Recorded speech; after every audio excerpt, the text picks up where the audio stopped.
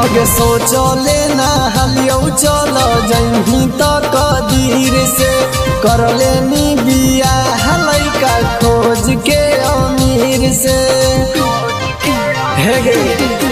सोचले ना हलियो चल जही तो कदीर से कर लेनी बिया लइका खोज के अमीर से दिलवा लगैना काहे हलियो जब गरीब देना खराब करी जान मोर नसीब दिलवा लगैना काहे हलियो जब गरीब देना खराब करी जान मोर नसीब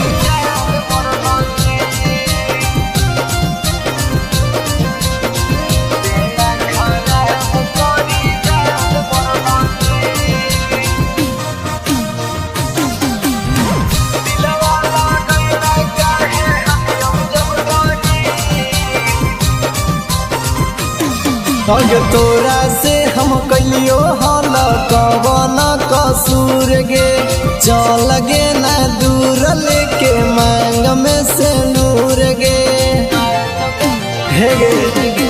तोरा से हम कलियो हल कवन कसूर गे चल गे ना दूर लेके मांग में से नूर गे अगे जे हमरा कहना छौरी सब हम कर लियो हलौ जतना शौख तोरा सभे पूर लियो हेगे जे हमरा कहना छौरी सब हम कर लियो हलौ जतना शौख तोरा सभे पूर लियो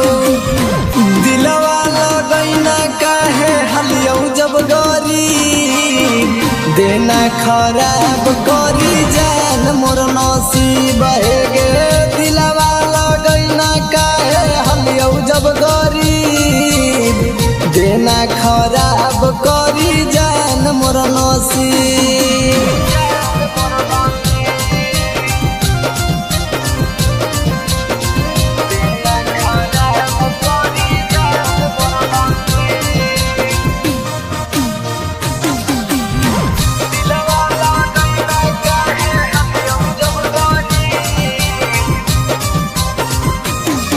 अगे कहो हनी बाबू सोना दुश्मन होलियो आज गे